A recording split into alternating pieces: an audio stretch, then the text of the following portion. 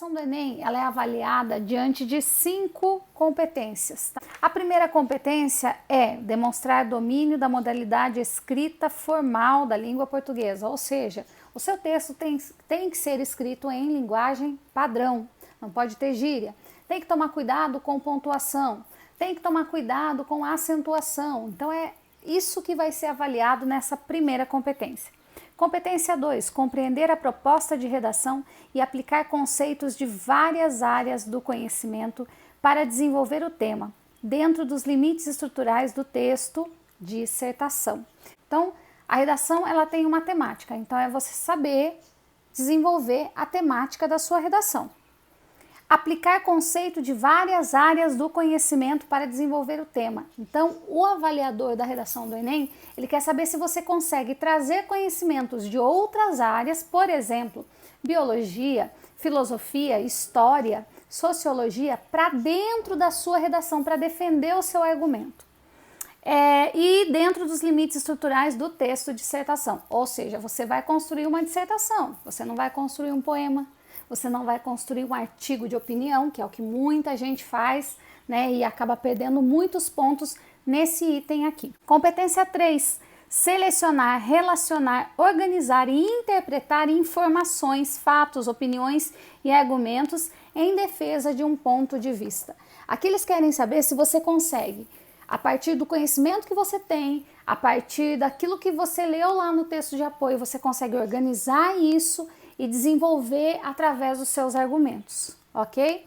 Competência 4, demonstrar conhecimentos dos mecanismos linguísticos necessários para a construção da argumentação. Eles querem saber se vocês sabem usar conectivos, se o texto de vocês tem coesão, se você consegue argumentar trazendo esses conectores textuais de maneira adequada. E competência 5, elaborar proposta de intervenção para o problema abordado, respeitando os direitos humanos. Isso quer dizer que você vai construir uma proposta de solução para o problema apresentado e sempre lembrando de respeitar os direitos humanos. Mas o que é respeitar os direitos humanos? É não propor, por exemplo, tortura, não propor penas que são em desacordo com aquilo que os direitos humanos preconizam. Então, tomem cuidado na hora de elaborar uma proposta de solução. Cada item desse vale 200 pontos, por isso é muito importante a gente construir a redação pensando em cada item. Então, vamos começar falando aí da estrutura da nossa redação. Nós vamos construir uma dissertação. Primeira coisa que a gente tem que ter em mente é que na dissertação nós não vamos poder escrever em primeira pessoa. Ou seja, na nossa redação não pode ter eu, não pode ter verbo em primeira pessoa, por exemplo, devo ou devemos ou penso que. Por quê? Porque são verbos que demonstram que quem está falando é a primeira pessoa, ou primeira pessoa do plural, ou primeira pessoa do singular. Então, na dissertação, isso não pode acontecer. Você vai sempre se referir ao problema em terceira pessoa, você se distancia do problema, você analisa o problema, você não participa do que você está falando, porque você é um analista da situação. Então, você sempre vai falar em terceira pessoa. Muito importante isso. Muito importante. Dissertação sempre em terceira pessoa. Também importante que você use exemplos de domínio público. Não use um exemplo muito local.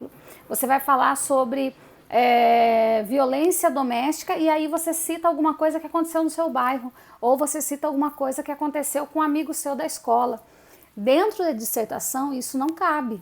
Então, eu não posso fazer isso. Então, tomem cuidado com essa situação para que o seu texto seja, de fato, uma dissertação. É importante que a sua dissertação ela tenha tese, argumentação, proposta de solução e conclusão. Esses são os pontos fundamentais de qualquer dissertação, tá? E eu vou falar um pouquinho sobre cada um deles. A tese, ela é um parágrafo do texto em que você precisa perceber se ali na sua tese aparece a temática do que foi pedido na redação. Vamos supor, a redação é sobre violência doméstica, tem que aparecer no primeiro parágrafo algo que demonstre que a sua redação é sobre violência doméstica. De preferência, as palavras do tema mesmo precisam estar lá. Por quê? Porque lá no primeiro parágrafo é o momento que você vai apontar qual é o direcionamento para aquele assunto. Então, se você vai falar sobre violência doméstica, você tem um ponto de vista principal sobre esse assunto. Você tem algo que é norteador para você desenvolver os seus argumentos sobre isso. Por exemplo, se você vai fazer uma redação sobre violência doméstica, você tem algo que vai nortear ali o seu ponto de vista para desenvolver a argumentação. Então vamos supor que tudo que tem a ver com violência doméstica, você acha o seguinte, que a violência doméstica é, antes de tudo, um problema não só da vítima, ela é um problema da sociedade e que precisa ser resolvido. Então você vai construir a sua tese dentro disso. Você pode citar, né, a temática, então a violência doméstica tem ocorrido com muita frequência no Brasil.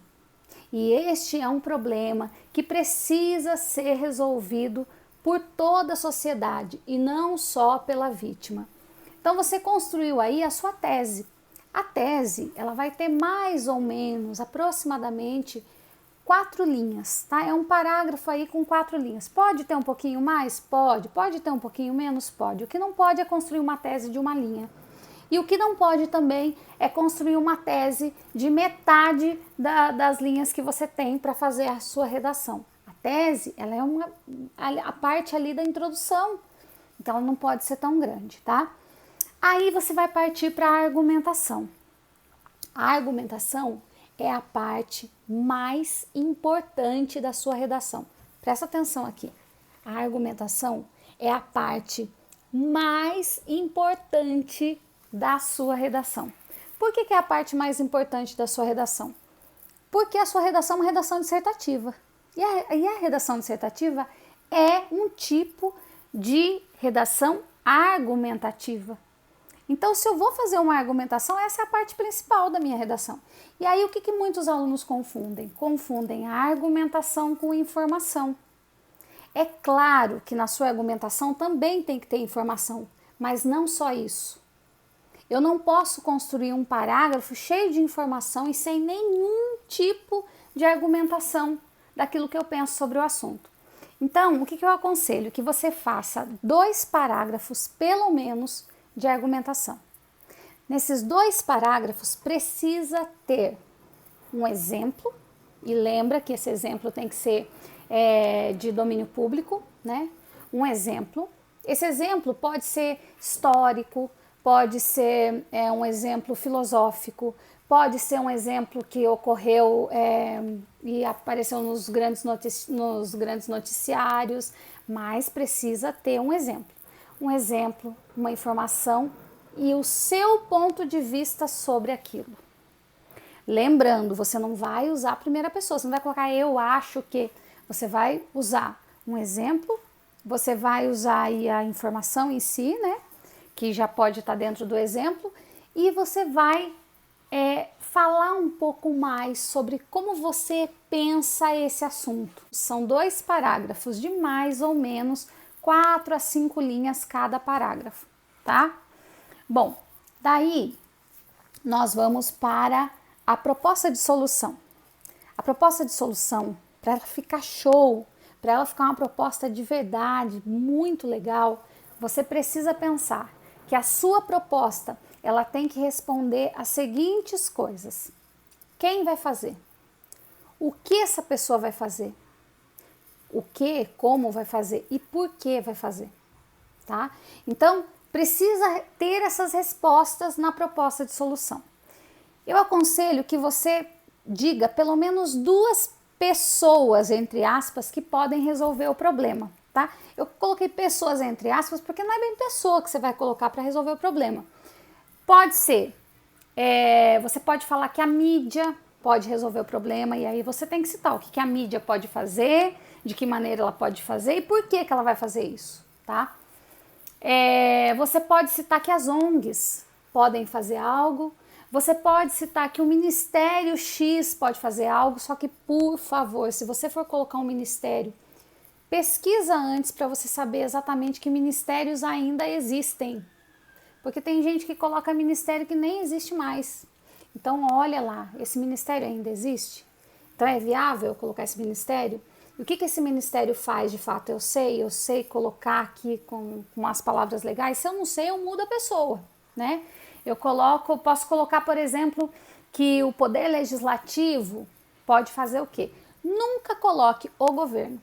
O governo é muito geral, então de repente pode ser, o governo pode ser todo mundo e de repente pode não ser ninguém também. Então, sempre coloque específico que parte do governo, quem do governo pode fazer, que daí você demonstra também ter conhecimento. Então, pelo menos dois aí. Dois órgãos, duas pessoas, entre aspas, né? Quem vai fazer, o que vai fazer, o que, como e por que vai fazer, tá? E aí nós vamos para a conclusão. A conclusão é simples, ela pode ser feita num parágrafo separado ou ela pode ser feita juntamente lá com a proposta de solução, tá? Só toma cuidado para ver se o parágrafo não ficou muito grande e tal, e tem a questão de linhas também, do Enem. Bom, é o seguinte, na conclusão você vai pensar, o que eu escrevi lá na minha tese, eu tinha um ponto de partida, não tinha? Lembra que eu falei da violência, né? A violência doméstica, que não é um problema só da vítima, é um problema de toda a sociedade. Então eu vou pensar, o que eu escrevi lá no primeiro parágrafo, eu vou fechar com aquela ideia. Porque eu vou reafirmar aquilo que eu penso. Eu vou reafirmar, mas com ar de fechamento, porque eu estou finalizando. Coloquem uma conclusão que você de fato mostre para o seu leitor, para o seu corretor, que você está terminando a sua redação. Então, que palavras são essas? Somente assim, desse modo, diante do exposto, tá? Então, coloquem palavras que você consiga finalizar essa redação.